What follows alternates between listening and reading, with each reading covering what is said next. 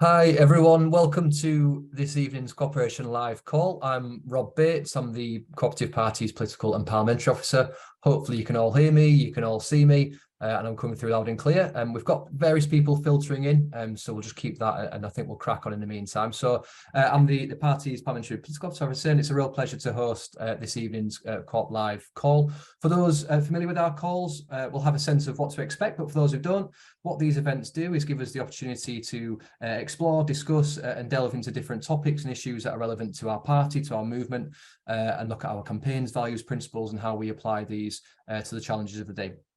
Before we start, I'm conscious of kicking off because we've got some fantastic speakers. Before we start, I'll just run through some housekeeping. And again, those of you might be familiar, but for those who aren't, just to let you know this is being recorded. What we do is we pop it up on YouTube afterwards. It just means that those who can't join us at the time for whatever reason are able to watch it, and it sort of increases accessibility. But what that does mean is if you are on camera, you might be on camera, you might be recorded. So this is just your notice. If you don't want to be recorded, just to flick your camera off now. You can also use the closed captions. So if you want to hit the CC at the bottom of the screen and use that facility should you wish. And really importantly, these events, these calls work best when they're interactive, when we hear from yourselves. We want to hear your questions, ideas, your contributions. So please do engage, please do interact, and get involved. You can do so at the appropriate time by raising your virtual hand or sort of waving frantically at me with your real hand, or also just popping your chat into the chat, your questions to the chat box at the bottom, DMing me as it is, and I can read it out for you. So I'm supremely conscious we've got some great speakers, as I say. So I won't witter on for too much longer, but what we're seeking to do tonight is look at warm spaces. We're looking at what they are, the circumstances and challenges that we've encountered that make them a requirement for some people, but also the initiatives, the solutions, and how they can put our cooperative values and principles into practice, as I say, to make a real difference in our communities where it's needed most. So without further ado, I'm going to bring in David first. While David unmutes, David's the coordinator of Warm Welcome, who support organisations in opening their doors for people who need warm spaces and are struggling to heat their own homes. David, I know you'll have a really vital insight from the front line of this crisis, really on the coalface of it, but also the work being done to address it, which we're really eager to hear more about. So, David, I'll pass over to yourself. And then Jeevan will come to you, and Rachel, I can see you've joined us on a call, so we'll come to you eventually, Rachel, and we'll go from there. So, David, over to yourself. Brilliant. Thank you, Rob, and thanks everyone. It's really a pleasure to be with you and to be talking about this really important topic. So as Rob said, my name is David Barclay, and I work for an organisation called the Good Faith Partnership, and we help different sectors work better together on common issues. And the Warm Welcome campaign came out of a conversation that we held last summer between a number of national faith leaders and the former Prime Minister, Gordon Brown, talking about the cost of living crisis. And Gordon Brown was talking to these faith leaders about what he saw coming down the track in terms of this winter and the rise in energy prices, what that was going to mean for families on low incomes particularly. And one of the things that he said in that conversation was that he was in touch with local authorities at the time who were planning what he described as train station waiting room style heated spaces for people that couldn't heat their homes. And I'm sure we've all spent time in train station waiting rooms, and they're not exactly where you'd want to be at the best of times, even if you've got a train to catch. So the idea that people would be there because they couldn't afford to heat their homes was kind of horrific, and really galvanized those faith leaders to come out of that meeting and say, we have to do better than that. We have to be able to offer something better. And so in the ensuing conversations, there was some talk at that time about this idea of warm spaces, or warm banks, as they were sometimes being called. And we really didn't like that phrase warm bank, because it felt very transactional. It didn't feel like actually this was something that was going to be helpful for people. And so we hit upon this phrase of warm welcome. And for us, that really encapsulates that sense of, yes, we recognize that people need a place of warmth if they can't afford to heat their own homes, but actually we want to provide welcome as well.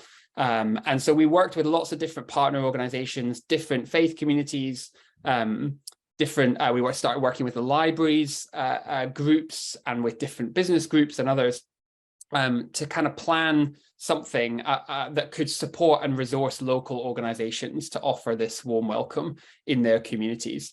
And what we sought to do was to create a national map of these warm spaces. So we created a very simple registration process. We kept the bar very low. So we said we don't want to tell people what to do. People in communities know what their communities need.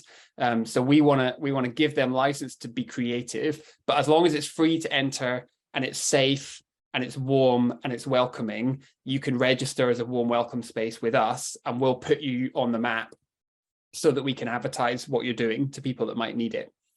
And that's what we set out to do. So we had a launch event towards the end of September, and our hope was that we might get maybe up to 1,000 warm welcome spaces. And we said that would be great. If we could advertise that on a map, that would be fantastic. We've now got over 4,000 registered and live on our map, and we've got over 6,000 overall that are registered with us. So the scale of the response locally has completely blown us away. And what we've heard from those places, what I think a lot of those places have found, is that in some senses, the cost of living crisis and the need for warmth has been the catalyst for them starting something or changing the way they talk about something in their community. But really what's kept people coming back is the community, and that sense of actually not just tackling the cost of living crisis, but tackling social isolation and loneliness, and giving people a place and a space to belong. And that's the kind of incredible variety of stories that we've heard from these different warm welcome spaces have really been testament to that impact that they're having in connecting people, in providing spaces of community connection and resilience.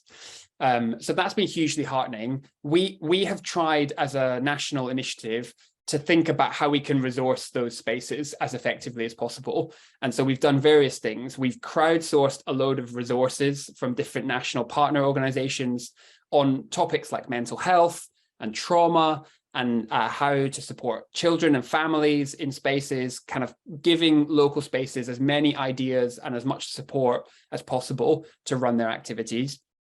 We've also recognized that funding is a big challenge for lots of these organizations. They're facing their own rise in energy bills. And so we've done fundraising. We were the Daily Mirror's partner campaign over Christmas, and that raised just under £100,000.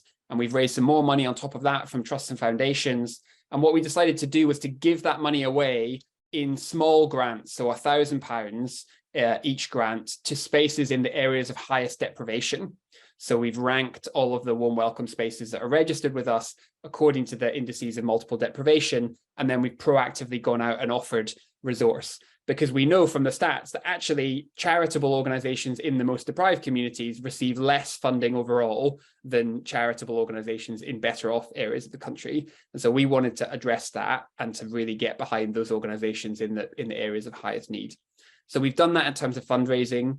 We've seen it as an opportunity for us to tell the stories of what's been going on. So often this kind of work happens under the radar, and the people that are involved are the kind of unsung heroes of our country, really, connecting with people and offering support and friendship, year round, really. And obviously we saw that through the pandemic and now in this cost of living crisis. So we've had the privilege of telling some of their stories and helping them to tell their stories to the national media, in fact, to the international media as well. I think it says something about the state of our country that lots of international outlets have contacted us and said, we hear that people in Britain are having to kind of huddle together for warmth, essentially, this winter. What does that say about the state of your country? So that's been a somewhat sobering experience, having some of those conversations. And more recently, we've been working with Co-op Group, in fact, and other partners to think about how we might be able to connect potential volunteers with warm welcome spaces as another opportunity for us to really get behind what people are looking to do locally and to support them. So that's what we've been seeking to do. I think it's really important to say that right from the start, we've been aware that there is this tension at the heart of the Warm Welcome campaign. On the one hand, it's incredibly inspiring. It fills us with hope that we see this kind of movement of local organizations rising up to meet needs in their communities. and to tackle social isolation and to build community. And we want to support that. And we want to say that's amazing. And we want that to continue. On the other hand, we recognize that there's a level of anger and frustration that this is required at all. And there's a sense of, yes, we will meet this immediate needs, but what we don't want to do is put a sticking plaster on some really profound structural problems in this country in terms of social security, in terms of the way that energy bills are and the way that that market works, in terms of energy efficiency of homes, all of those issues that you'll be familiar with. And so we've thought it's really important that we try and build not just practical support for spaces, but try and find ways to build their own power to tackle some of those underlying issues. And so we're delighted to be partnering with a number of organizations, including the Civic Power Fund, to be able to start what we're calling a listening campaign over the coming weeks in a number of different regions of the country, where we're going to be training local warm welcome spaces to really listen to the people that are coming to their spaces about why they're having to come to warm welcome spaces and what they want to be different next winter from this winter. And we're going to bring that together in a summit in the spring to start to look at, well, what could that mean in terms of an advocacy platform? I think we have a really unique opportunity here to put people who are experiencing these issues at the heart of finding the solutions. And I think that approach aligns very closely with the kind of co-op parties' values and ways of doing things. So it'd be fascinating to continue to explore how we could work together in doing that, because I think none of us want to be back here again next winter or the winter after or the winter after facing exactly the same problems and still with huge numbers of people. We think there's about 100,000 people a week using warm welcome spaces, and we're pretty confident that's really the tip of the iceberg in reality. That's what we can measure through the spaces that we're connected to, but we're sure that the people using these spaces are much larger than that. So I will finish there. It's been a really interesting experience for me being involved in this warm welcome campaign. Like I say, wrestling with that duality, but also recognizing actually this has brought out some of the best of us, not just locally, but actually in terms of national organizations. It's been just an incredible privilege to see so many different organizations wanting to collaborate and cooperate and get behind this. And Co-op Group are a great example of that. It's been an absolute pleasure to get to work with them so far. So with that, I will hand over and let Jeevan explain a bit more about what they've been up to. Yeah, thanks very much for that, David. And I should say a fascinating insight, and even more so when David's actually joined us at very short notice covering for his colleague Esther. So please pass our best on to Esther, but fantastic to hear that work, David. It's really interesting, that tension you talk about, the necessity, the people coming together in that coalition that you speak about, and that fantastic work being done, transposed against the necessity of them. And I think people will sort of see echoes of food banks within that, I think. So it's something I'd be quite keen to return to eventually. Before we come to Rachel, David, you mentioned those structural issues that cause it. Before we come to Rachel, you might be able to offer a bit of an insight into those more structural issues from Westminster and where these challenges are coming from. You mentioned the work you've done with the Co-op Group, so I'm just going to bring in Jeevan and introduce Jeevan as the Vice President of the Co-operative Group National Members Council. So for those who aren't familiar, Jeevan, you might be able to tell them, but the National Members Council is effectively the voice for Co-op members, isn't it, Jeevan, and allows the Co-op Group to ensure it's reflecting the interests of the diverse communities it serves. So Jeevan, over to yourself, and you might be able to reflect on some of the things that David said, and also some of the work that the Co-op Group is doing to support those fantastic efforts we've heard about already. That's great. Thanks, Rob, and thanks, David. I think that was a really good talk. As Rob said, my name is Jeevan Jones, and I'm one of the vice presidents on the National Members Council. The National Members Council is the elected body for the 4 million members of the cooperative group in the country. I haven't got it with me, but I sometimes wave my blue card and say it's the one with the blue card. If you go to that, and I sometimes joke it's the organisation that does food, funerals, and democracy. So that is the cooperative group. And as kind of Rob says, that membership model is what makes us different. It enables us to consider what we can do. Unlike any other retailer provider, we can think about what can we do to make a difference. And because David said, quite rightly, I think we could all see this crisis coming in the autumn.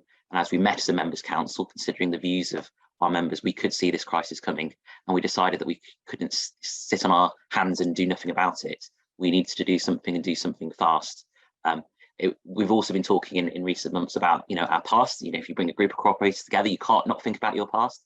And if people remember the Rochdale Society, which the cooperative group came out of, it was very much kind of anchored in that some radical social solutions to some big social problems.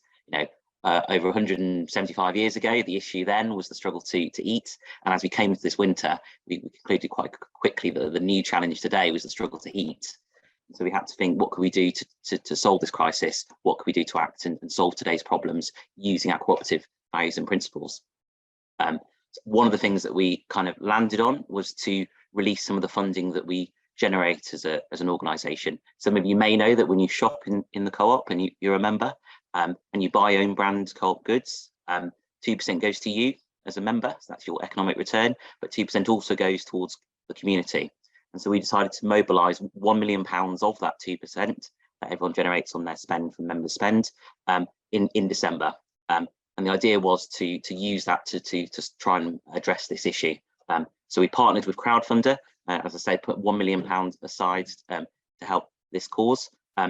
The fund has two components to it. So warm spaces in their broader sense, so community groups, community cafes, or organisations, cooperatives and social enterprises can apply for the fund. They'll get £500 up front to help them, and we're not prescriptive about what they can use that for. It can be to help cover the energy bills that they have, or it can also be to extending opening hours to support the community. We've also said that we'll match fund up to £5,000 for each warm space. So the idea being that if a community can generate £5,000, we'll match that up to £5,000 too. So it's aimed, as I say, at doing that immediate impact to help communities struggling now and over the winter period. And it's about mobilising those communities through collective crowdfunding. One of the big things, we're proud about in the cooperative movement is our ability to act and solve social problems. There is a role for government, don't get me wrong, and I'm sure Rachel will talk to us about that. This idea that we don't need to wait for an election, but we can actually do things now using the collective coordination of our members and communities, for me, is a really big part of this. And so there's been some really good news as part of this, actually. So, some of the numbers, I was looking at it on Monday, we've raised already £380,000 of that fund. It's been mobilised, and 430 warm spaces have been approved to get to those schemes. We've got another couple hundred in the pipeline. And the big message here is, as you can say, we've got money available. We want to get it out there. We want to get it to warm spaces. If you know a warm space in your area, and again, the definition is relatively loose on purpose, it's about where the difference is happening on the ground, you can apply by the end of February. So there's a whole month to apply. What we do want is people to use it and do that. And in terms of the crowdfunding, the match funding, until the end of March is the deadline. So if you've got a warm space, they can apply by the end of this month, and by the end of next month, that's when the crowdfunding period is over. So my ask, if I have one, I've got two asks, is to if you are involved in any warm space in your community, get them to apply. You can go to Crowdfunder Co-op Warm Spaces. I'm sure if you Google Co-op Warm Spaces, you can also get to it too. And also, even if you don't know any community, you can actually go onto the website and find somewhere near you, and you can actually donate. And as I say, we will match that through the members' money and through the cooperative funding. So cooperation action is what I say. It reflects that kind of those radical social problems that we identified when we were first created as an organisation and as a movement, but applying it to the problems of today. That struggle to eat problem, which we talked about and we can talk about at times, but this struggle to heat, which is a very new problem in which we've tried to do as much as we can now to solve it. So thank you very much. I hope you've taken something from that. Do go online and do get involved if you can, and very much looking forward to the debate to come. Thank you. Thanks very much, Jeevan, and fascinating again to hear, and the figures, the work you've said there really demonstrate, I think, the co-op commitment to making that difference. So you've heard Jeevan's offer. I encourage everyone to take him up on it. But that's fascinating to hear, Jeevan. Thanks very much for that. I'm sure there's bits we'll come back to. Rachel, before I bring you in, I'll just reiterate to everyone, put your hands up if you've got questions to ask, contributions. We'll open the floor up, as it were, after we've heard from Rachel. So please feel free to pop. I've seen some comments in the chat. Please feel free to direct message me if you've got any questions or start to pop your virtual hand up. But before then, I'm delighted we've been joined by Rachel Maskell, who's our fantastic Labour and Cooperative MP for York Central. Rachel has done some fantastic work in her constituency supporting efforts against crises, the cost of living crisis, food insecurity and energy crisis as well. So I know there's some fantastic initiatives in York Central, but also, Rachel, you might be able to offer a bit of insight from Westminster to some of those structural issues and some of those causes and reasons we find ourselves in this situation. So Rachel, thanks very much for joining us. I know how busy you are, so thanks very much for finding time, and over to yourself. Thank you so much, Rob, and thanks everyone for joining the call as well this evening. For me, this goes to the core of our values as a movement, as a co-op party, and what we're really about. And what I've seen here is a real injustice that has been placed around the issue around inequality, particularly in our communities, and we can really sense that palpable injustice when we look at why we're in this position. Of course, we shouldn't be here. With Labour, we're moving forward with our energy policy, looking at energy justice as a really important issue. And when 2 babies in York, in my constituency, end up in A&E with hypothermia, we know we have got an issue in our country, and that is the battle we're facing. And we should have been miles ahead of this game, making sure we had good cooperative energy production in our communities, and that is something that I really hope we as a party are able to deliver, because I think when we see that community investment in our energy, we will be able to address these injustices and ensure that everybody has enough, but also to retrofit the homes. And Labour's commitment to that, there's £28 billion package we're talking about to bring around transformation of 19 million homes in our country. That's the kind of policy that we desperately need, and that's what a Labour government will deliver. So forget everything else. If you just think that that is one thing that you can hold on to, get out there and let's campaign for a different government in the future. But this government are impervious to what's going on. They really do not understand. And I've been campaigning just recently around the injustice of prepayment meters. 3.2 million people self-disconnected because they simply cannot put money in the meter last year. 600,000 people moved on to prepayment meters against their will, pushed through the courts, no choice, no say in the matter, went through a court in Wigan, 496 cases in just 3 minutes, 51 seconds.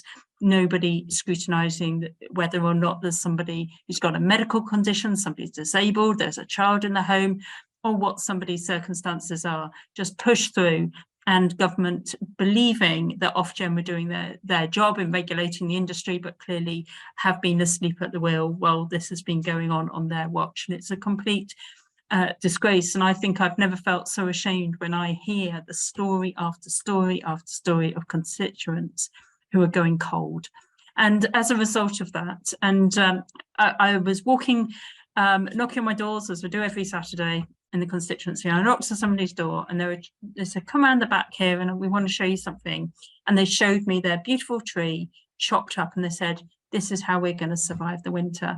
And and this wasn't in an area of most deprivation in my constituency, but it made me think that people are going to desperate measures now to keep themselves just warm over the winter. So we don't run the council in York, not yet anyway, and so we don't have necessarily a friendly government and a different council. And so I just said, let's see what we can do. And that was my approach in opposition. Let's see what we can do. So first of all, we got the city together, we got the community together, we got the churches together, and we said, what can you do? And whilst on the warm welcome site, it's a great site, it really is. There are so many venues. I can tell you in York, there's so many more that we need to make sure that are on that site. And it started with a church that piped up and said, we, just before February, on February the 24th, they signed a really good deal on their energy. And as a result of that, they can keep the heat on, and they know for 3 years they're going to be warm. And they said, so we want to give it to the community. And now they've got hundreds of people coming through their doors. And many of these venues aren't just about, as you say, a warm welcome, which they are, and they're not just about warm spaces, which they are, but they're also providing warm food for people as well, because for many people, food poverty and energy poverty go hand in hand. We know that many people are turning up at food banks now and not getting warm food, and they're not having that daily diet. And that's why I think it's really important pushing this issue around free school meals, because at least every child would have a warm meal every day. And that's, you know, that again is just the basic that we should expect in a progressive society. So, you know, we're talking about warm breakfast. We need to go a bit further, I believe, on that front. But in hearing the scale of people which are suffering in our city, and I recognise there's a lot of affluence in York, but there's also a lot of deprivation, I just went and thought, well, if we balance up the equation, those that can give should give, and those that need to take should be able to receive. And we set up through my office an organisation we're now using called York Together, which is about bringing our community together over this issue. And we held a donation day. We did a handbook which went out to everybody in my constituency. And it was a handbook of advice, where to get warm, where to get food, where to get help. And so we produced that for everybody in York. And everybody says it's on their fridge, which is fabulous because people are using it. And they're the people that are giving as well as the people that have need. And we had our warm collection day. We had 2,500 donations that day. Some people just literally walking in with blankets they had just bought, or somebody just a pair of socks they had to give. And it was wonderful, every single donation. Many people a memory of a coat, perhaps from a deceased partner, bringing that in and sharing that with somebody they didn't know. And as a result of that, every single one of those donations we have now been able to get out across the city. We got it out through, I mean, we did do a lot of learning, I have to say. We didn't have transport on the day to get our things to our storage point, which was my office. I couldn't walk in my office, I couldn't get to my desk. Wall to ceiling, absolutely rammed with donations. Amazing. It really was very moving. But people turned up and said, I've got a car, I've got a van, and then they came down and helped us move it. But we're going to make future donations into locations. But it was incredible. People saying, I've got an hour, can I give you an hour and volunteer and help sort things through? And the things that people gave, really high quality clothes that we could just give straight out, and they've all gone out. We've got what's called local area coordinators who really know where the need in the city is, and they targeted. We worked with charities, we worked with organisations, and also we had some asylum seekers as well in York arrive with virtually nothing, and we're able to give them some warmth as well. And within that, there was a box, we gathered 2 or 3 boxes of baby things, little hats, little cardigans. And I spoke to the Director of Public Health, and she said, we're just in need of baby food, baby clothes as well. And we're now working across the city around gathering that. And some people gave a donation of money. We've just gifted. Some people said, buy a cup of coffee at a coffee shop, here's a voucher. Other people, hot water bottles came in, all sorts came in. We're able to give some of the kind of hand warmers and things to the homeless. And we also, from donations just on the day, we got £1,500 as well, and we put that towards the baby need as well. So every baby in York we know now will be warm. And they're just little things that it's the power of people caring that can make such a difference. And it's brought our city together. And we did a Christmas toys collection on the back of that. And soon we're going to be having a food collection across the city as well, just bringing our city together. And people feel quite powerless at the moment. They see this on the news and they're saying, how can we help? And well, everyone can help in York, because we're trying to create that space where people can just feel they can do something to make a real difference in our city. But also the warm spaces which are emerging. also building such deep relationships with people because they're local, they're in the community, they're getting to know their community, and people coming back and back and back because they've got friendships there. So it's starting to address issues around isolation and loneliness and so many other issues that people face, and people are finding new friends, and there's something very special that's happening through this crisis, which just, I think, shows that the good overcomes the evil in this world, and that's at the heart of what we are, people working together for the benefit of our society. So it's really exciting. It's great being with you here this evening. It'd be good to hear what you've got to say as well. Thanks very much, Rachel. And on the one hand, you sort of speak there about whether it's a retrofit, the community energy sort of thing, and sort of it feels like there's a long way to go on several of those things. But on the other hand, how inspiring, how heartwarming it is to hear about communities coming together and taking action themselves and giving items or giving their own time. I think it's a really wonderful thing and great to hear. So I'm sure there's much more we can speak about that and love to hear more about it. What I'm going to do is open to questions. I'm just we've got a couple across the top, so I'm going to run the order that I can see them. So Andrew, we're just going to ask you to unmute, and then we'll bring you in.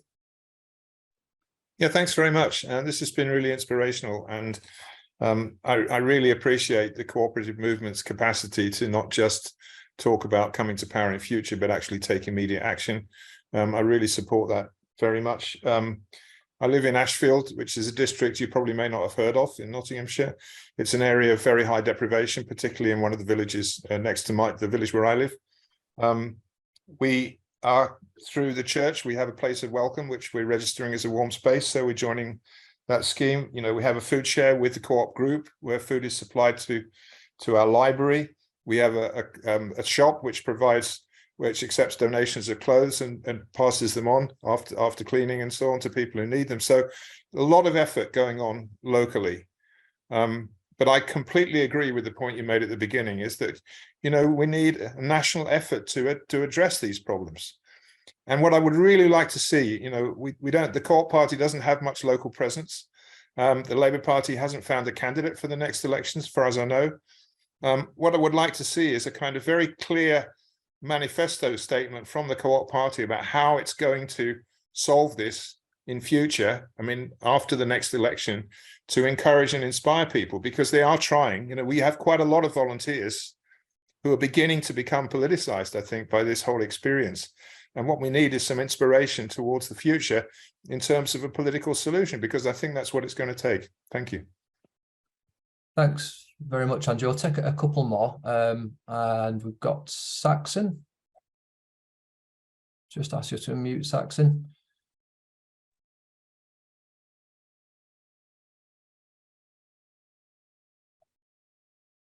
Oh.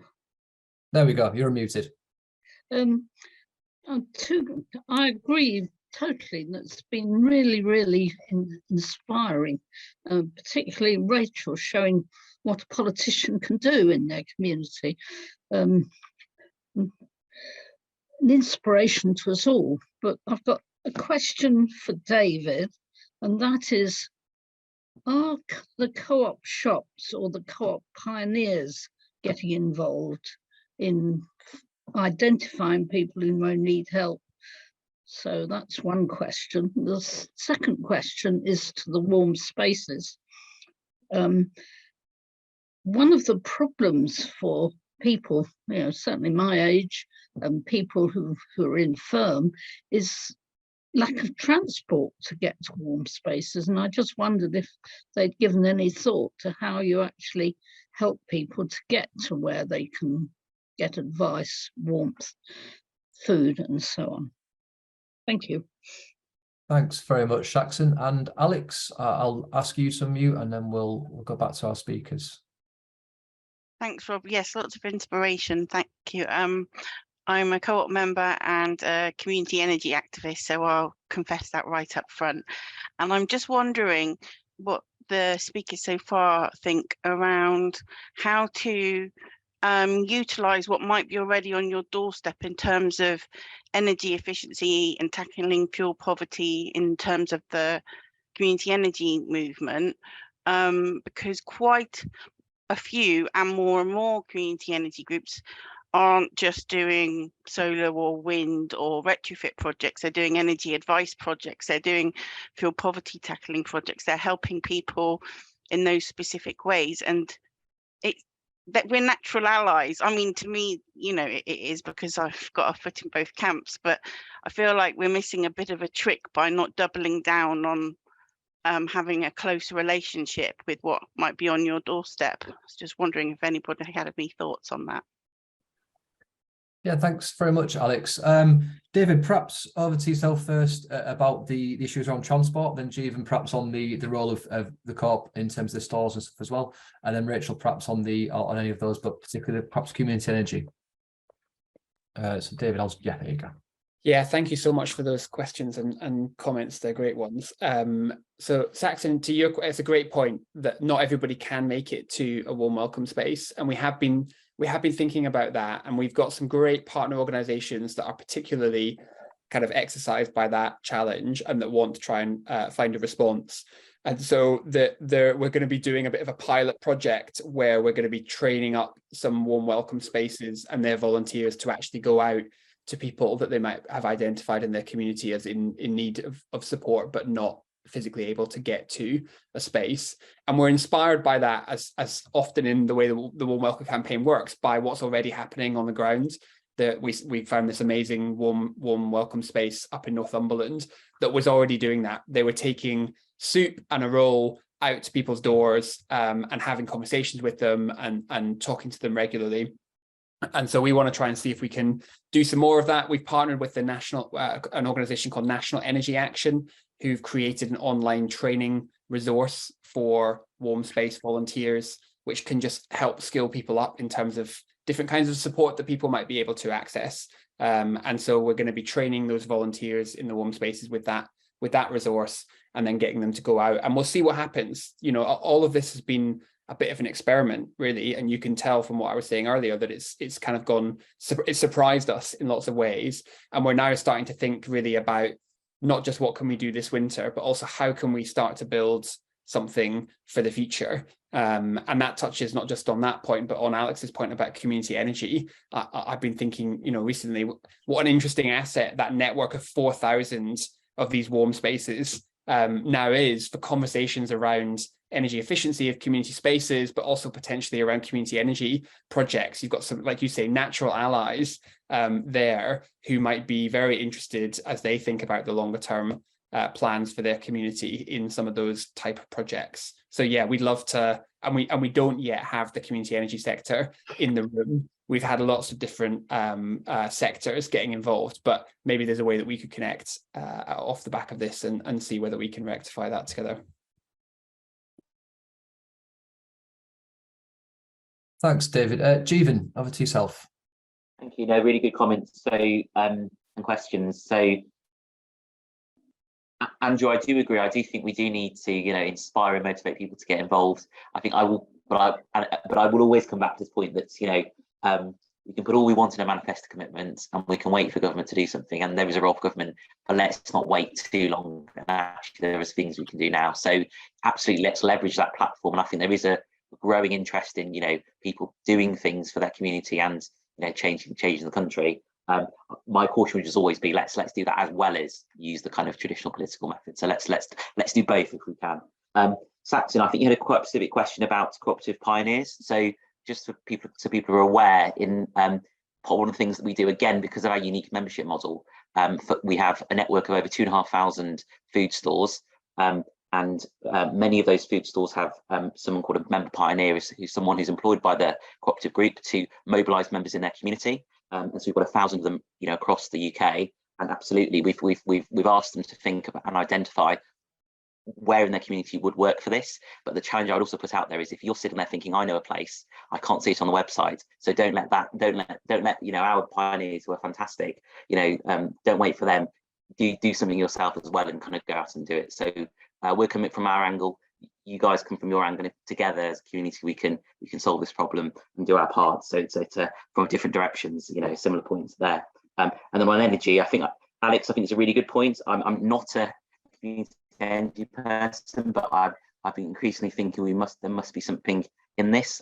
My understanding is the economics doesn't quite work at the moment, even with the higher energy costs. So therefore, in terms of people, self-funding if they've got the capital. So, back to cooperative first principles, if we need to coordinate and collect capital together to do some of these solutions, then we should do that. But your point, which was well made, which is there are a lot of kind of advice and practical steps people can do that have low cost. We should be getting it out there. So something I'd be quite interested in exploring is, David's talks about the thousands of warm welcome spaces. We'll be building in a network and database there.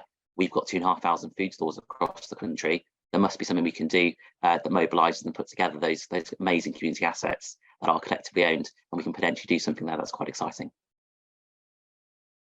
Thanks, Chief. And Rachel?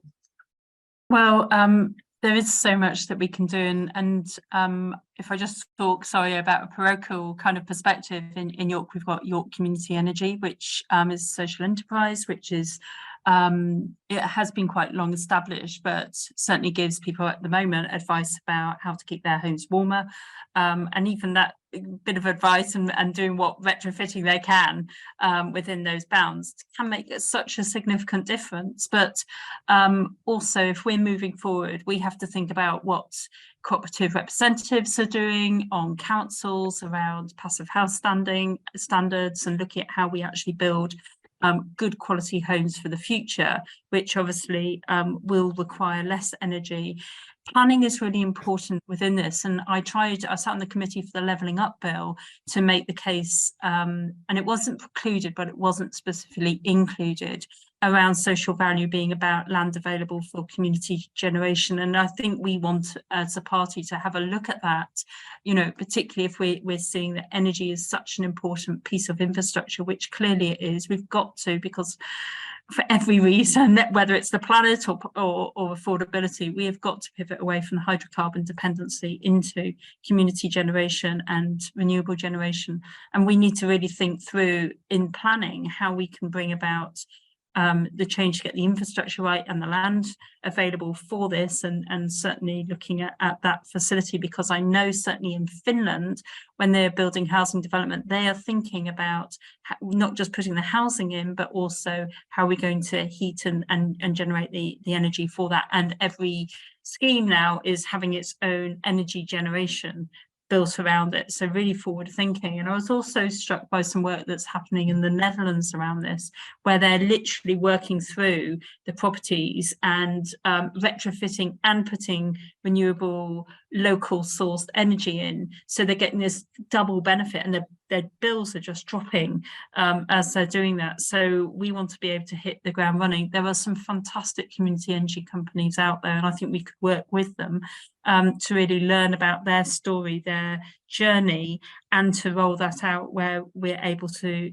do so. And I think we should be talking about pilots and opportunity for that, because it really could be quite transformational, because we are the energy isle, aren't we? And we just got to harness what we have, and we haven't done that to date, and I think it's time that we did.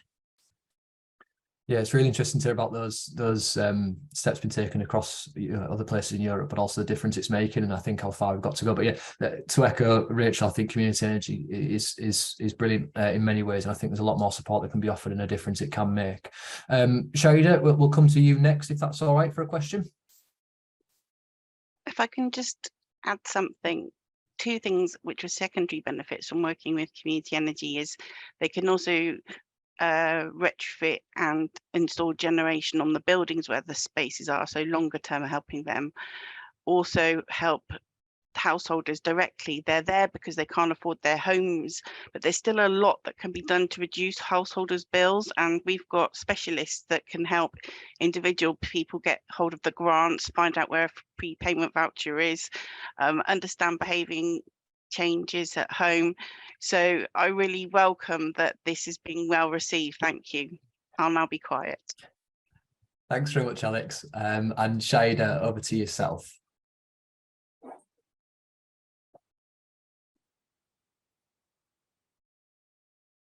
Hello. Yeah, I'm unmuted now. Okay. Yeah, we can hear you. Sorry. I joined the meeting a little bit late because I was out, but a great point of conversation really about the spaces that we do have in our boroughs and how they're not really being fully utilized, and especially you know, with everything that's going on, I just feel that, you know, I mean, yes, I know the councils always say that there are warm places around. However, a lot of people can't get to them, and they may be in a place where, you know, they can't walk there, or there isn't a direct bus. But apart from that, I mean, I think the co-op generally is such a wonderful thing that we've got. You know, it's such a great platform that I think, you know, there isn't enough from the co-op itself to actually make any residents aware that, you know, this is going on, this is what we can do, this is how we can help each other. Because I think collectively, I think your message should be a little bit better and a little bit more for the community. And I think it's just a learning curve. Whereas, you know, we've got, you know, the borough or the council saying, but then the co-op is a very, very big chunk of, you know, of learning that we can all have. And I think the co-op itself needs to spread the word a little bit more. I mean, obviously I used to be a councillor until May last year. And there wasn't really, even though, yes, we go to the co-op meetings and all the rest of it, but they're not really that productive as such. Whereas in, you know, we can get together and try and sort these small problems out.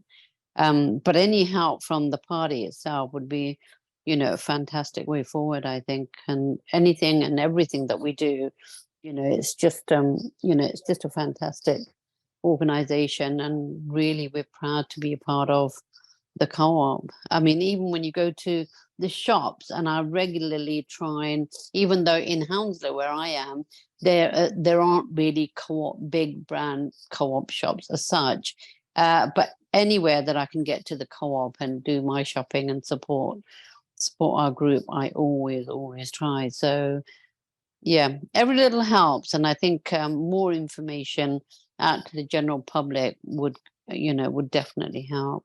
Thank you. Thanks very much, Shada. We'll come to Michael for a question and then Gail. Yes, before I ask two questions, I will tell you about myself and how long I've been a member of the Co-operative. That's the co-op, that's Cooperative Party for short. My name's Michael, and I've been a member of the Cooperative Party since last July. Anywho, the constituency I'm with is Croydon South. Anyway, I have two questions to ask you. The first question is, what's going on with the cost of living crisis? That's the one question that I'm asking. Brilliant. Thanks very much for that, Michael. Gail, we'll ask you to unmute. Thank you. Cozy in my Udi here. So I'm a councillor in Burnley. I don't need to tell anyone on the call just how high the levels of deprivation are in our part of the country. In terms of community energy, one of our fellow councillors does the energy performance certificates and says that the vast majority of properties across the borough, which are generally riddled with damp, even if it's homeownership and as well as rented, would struggle to get above a band D. Our housing stock is just so bad. Now, we've got, fortunately, our COVID response collaboration remained, and so when we first realised that warm spaces were going to be needed, they were able to hit the ground running as it was through that collaboration. But my concern is, what's the family offer?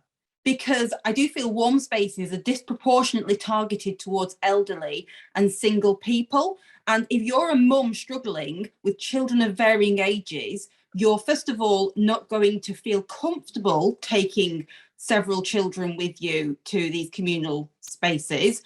And it's also going to impact on actually, and this is not just families, anyone using a warm space.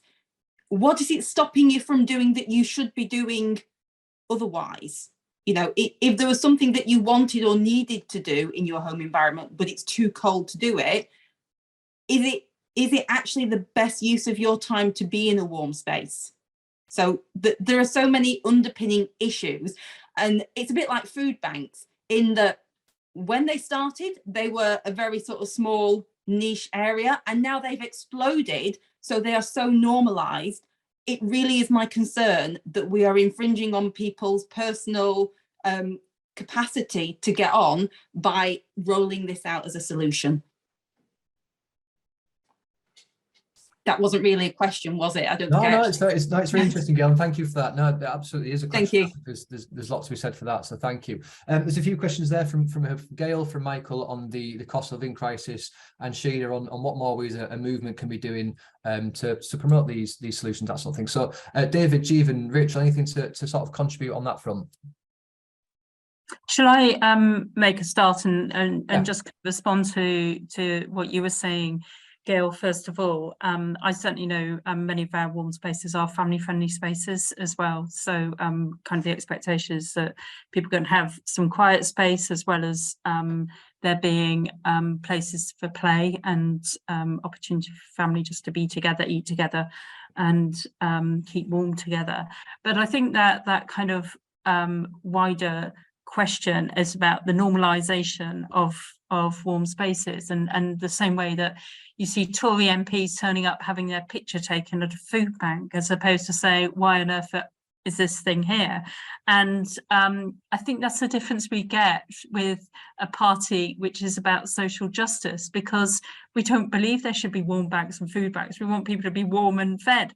And of course, we want people to be together and to socialise and recognise the strength of that, but not out of need, but out of opportunity. And I think that's really is politics, and that is the real ideological difference between where Labour and Co-op sit and where the Tories sit. And this, we have to keep reminding ourselves that none of this is inevitable and none of it is insolvable. But we've got people who are filthy rich who are not paying their taxes, or trying to renegotiate a deal with HMRC to sort out their own tax affairs, when we've got people starving and freezing in our communities. And our values are different, and we will put those values into practice the moment we get elected.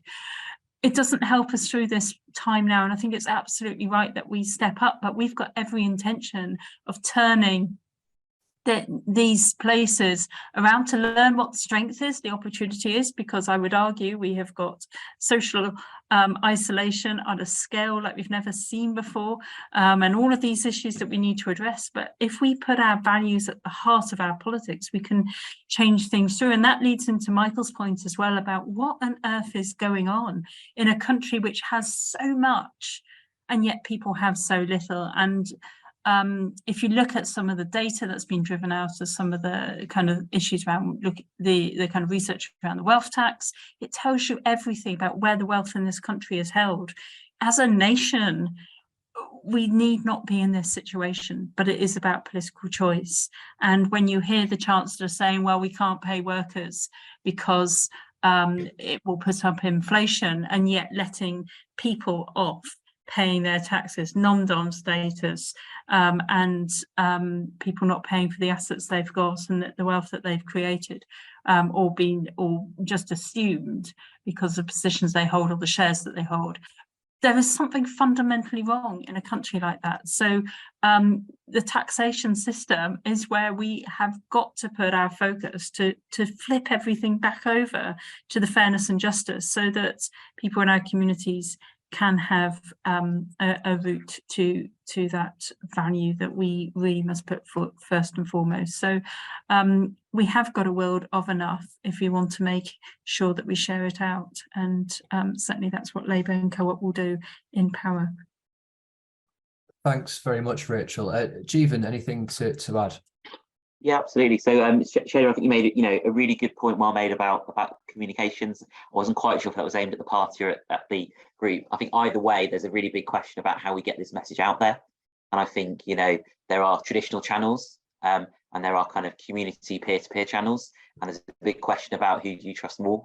So I think if we can go from all angles and talk to our community networks, we can get there too. But we can do some things as well. One of the big things which you may know about that we did at the Co-operative group is we didn't do a traditional Christmas ad this year, and instead we put that money partly into community fridge initiatives to help people access food, but also we paid for a bit of advertisement to advertise the existence of these projects. So again, that's an example of us using our cooperative difference in a way that actually picked up some, would say, a bit more news than usual, because we didn't go for the traditional Christmas ad and because we prioritised community and member help. So there are things we can do creatively to get that attention and get that message out there.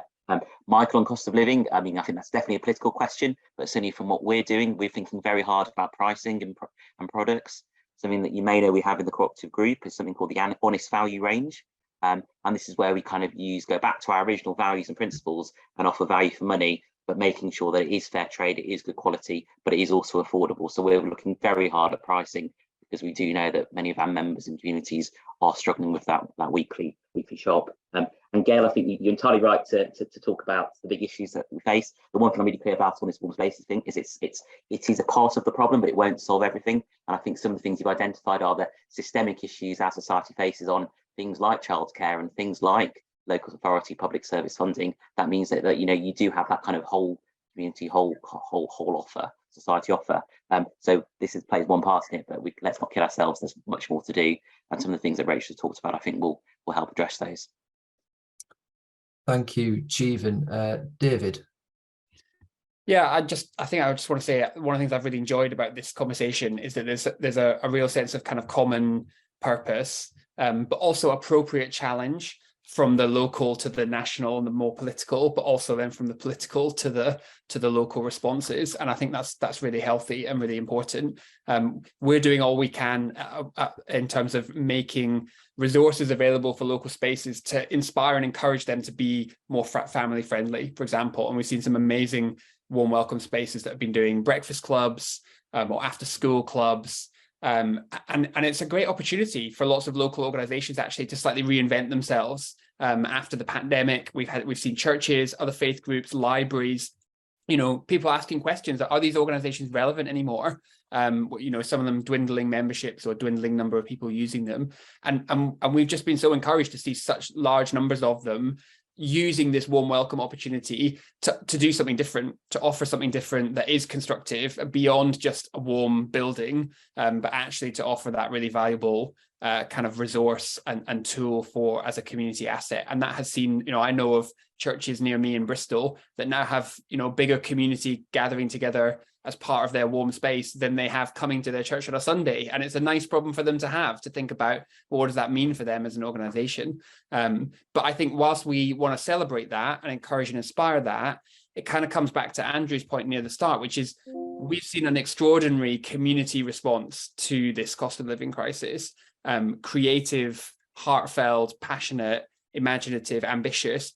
We need something equivalent in the political sphere. We need political parties to have a vision for this country, which is different, which is better, which is inspiring. And then we could put that together, that the resource is there, the vision is there in those local communities. And that's what we need to now see married up with politicians. And I think we've heard some of that from Rachel this evening, which has been incredibly encouraging. So there's lots to continue to do together as we try and tackle these issues. Thanks very much, David. I'm conscious we've got a hand still up. I've got questions in my chat, but I'm also looking at a time and we've got maybe a minute or two left. So I'm not going to push my luck any further. But what I will just say before we go, just maybe come to Rachel, David and Jeevan for quick final thoughts, but crucially on what's something I really cherish and value in the cooperative movement, which is what we've heard today, which is that when we see crises, when we see challenges, we do something about them. We rise to that occasion, and I think that's really important and something I really cherish. So I'll just come for last remarks, but on the point of what we can do, because I think it's a really nice point to finish on always, is what can we take away from this call, and what can we as Co-op Party members, supporters, as cooperators, what can we do ourselves to make a difference in our own communities? So perhaps Rachel, if we perhaps come to you first, and we'll go via David and Jeevan. And I apologise if we run a minute or two over. You can all blame me for that one. Thanks ever so much, and it has really been an inspiring event, this, and thank you, Rob, for organising it. I just want to pick up on the last comment you've made, and if you think through the history of our movement, it has always been about operators coming together, seeing that need and acting, and just being in the room together to see what is possible. And we know when people start asking those questions, that things start to move and change, and we must very much be in those spaces as a cooperative movement and party. The takeaway of what I'd like to do, Rob, and I just put this on your agenda, I think the Co-op group of MPs need to have this discussion about how we can centre this whole debate around energy, but also action as well, so that we're leading in opposition. So when we get into power, we've already got a big kind of footprint in this space and ready to catapult that forward, because we know that we're not going to be out of this cost of living crisis by the time we come into government. And we also could see things far, far worse, where if you look at the economic outlooks, it's not looking great for anybody. So being in that space, ready to run as a great cooperative principle and policy, I think we can make a difference in the party and our country. Brilliant. Thank you so much, Rachel. David, I think I said I'd come to you next. Yeah, so a couple of thoughts. Big picture, we've got 4,000 and growing every day warm welcome spaces across the country. You guys have got thousands of co-op shops, thousands of members, great resources at your disposal. Let's continue to work together and find ways to be creative with how we can do that. And then at an individual level, go to warmwelcome.uk, which is our website, put in your postcode into the map and have a look at what's happening in your community. Go and visit a warm welcome space and see what they're up to, see if you can help them in one way or another. And perhaps for extra bonus points, go and buy something from the local co-op shop, some tea, some coffee, some biscuits, and then drop it off at your warm welcome space. We've heard directly from people running those spaces that they have seen people coming in, members of the public, and offering donations and encouragement, and it just kind of gladdens their heart and keeps them going. So if you have a chance to do that, then that would be a wonderful thing to do too. Thanks, David. Jeevan? I think David set me up perfectly. It's the exact same point. If you know a space and it's not on there, get them to apply before the end of February, and you can still fundraise until the end of March. And I love the idea of going into your local co-op store and buying some co-op tea. The one thing I would add, if you do that, do swipe your member card, so you get the points, but crucially that 2% goes towards the wider fund, which means we can give more to communities and members. Thank you very much. Brilliant. Thanks very much, Jeevan. I think a great place to end it there. I know, Rachel, you sort of said at the start that times are hard and people can often feel helpless, but I think we've shown tonight it doesn't have to be the case always, and there are things we can do and ownership that we can take over these situations. So Rachel, David, Jeevan, thank you so much for giving us your time and your contributions. I think it's been a fascinating discussion. Everyone else on the call, you've heard the call to action. We know what we can go and do now, but also thanks for joining us and offering your thoughts as well. So thank you, everyone. It's been a brilliant event, and we'll be in touch again soon, I'm sure. Thank you. Thanks, everyone.